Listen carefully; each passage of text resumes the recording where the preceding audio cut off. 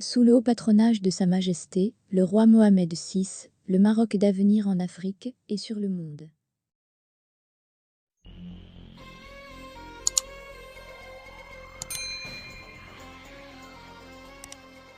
La Russie a déclenché une guerre aux frontières de l'Ukraine. Moscou a récemment renforcé sa présence militaire à plusieurs endroits stratégiques le long de la frontière ukrainienne, d'après des images satellites publiées jeudi. Plusieurs spécialistes des questions militaires russes expliquent comment on peut interpréter ce renforcement militaire. Ces images montrent soit le plus grand bluff de l'histoire militaire moderne, soit l'expression de la volonté russe de montrer au monde qu'il prépare une opération militaire. Glenn Grant, un analyste senior à la Baltic Security Foundation et spécialiste des questions militaires russes interrogé par France 24, appartient au camp des pessimistes quant à la possibilité d'une guerre avec l'Ukraine. Il n'est pas seul à trouver que les nouvelles photos satellites publiées, jeudi 10 février, par la société américaine d'imagerie spatiale Maxar rajoutent des éléments inquiétants à une situation déjà sinistre, comme le résume le New York Times.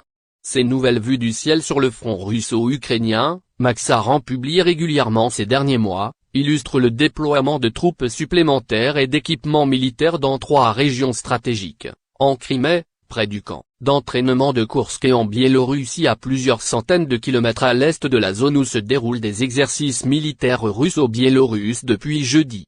La plus importante arrivée de soldats russes est intervenue en Crimée, cette presqu'île au sud de l'Ukraine annexée par la Russie en 2014.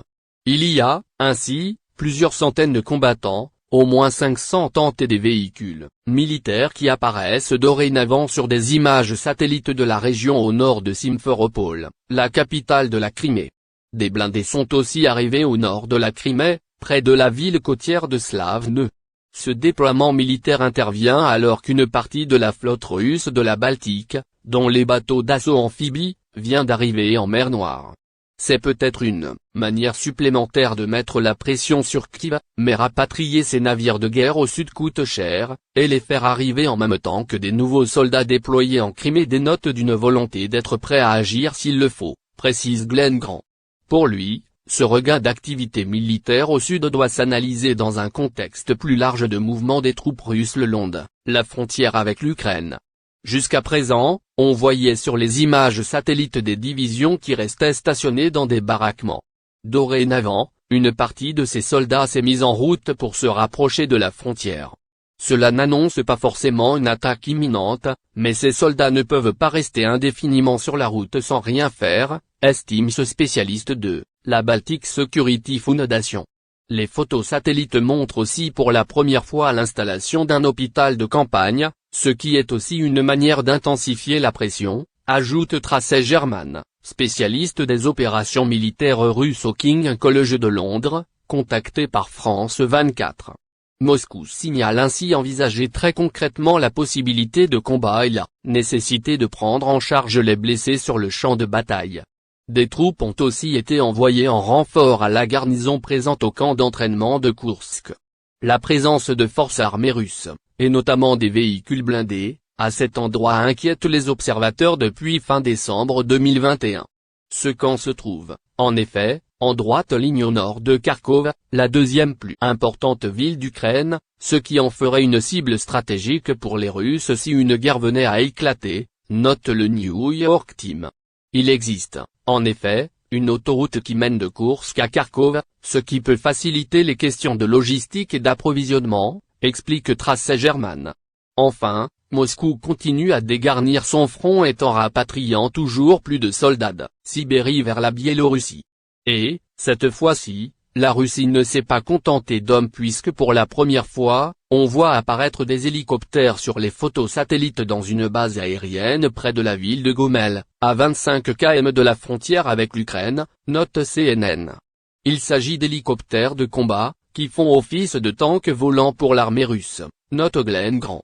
Un choix stratégique car la frontière entre la Biélorussie et l'Ukraine est difficile à franchir pour les chars traditionnels en raison du terrain, note Ophé Friedman, spécialiste des questions militaires russes au King College de Londres, contacté par France 24.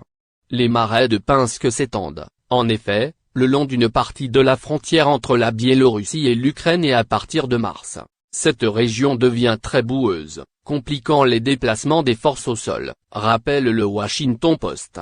Les nouvelles troupes sont arrivées à plus de 300 km à l'est de la région où la Russie et la Biélorussie mènent des exercices communs depuis jeudi, note CNN. C'est comme si Moscou voulait attirer l'attention de l'Occident vers la zone où ces entraînements se déroulent, dans l'espoir qu'il ne regarde pas là où d'autres troupes sont déployées le long de la frontière, estime Glenn Grant.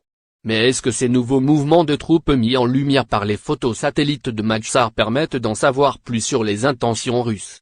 Si on compare avec les images d'il y a 2 mois, il est clair que le tableau général apparaît plus agressif et donne l'impression d'un niveau de préparation russe plus important, résume Trace German. Le fait que les troupes russes sont déployées partout, du sud au nord de la frontière, peut aussi servir à brouiller les cartes, estiment les analystes interrogés par France 24.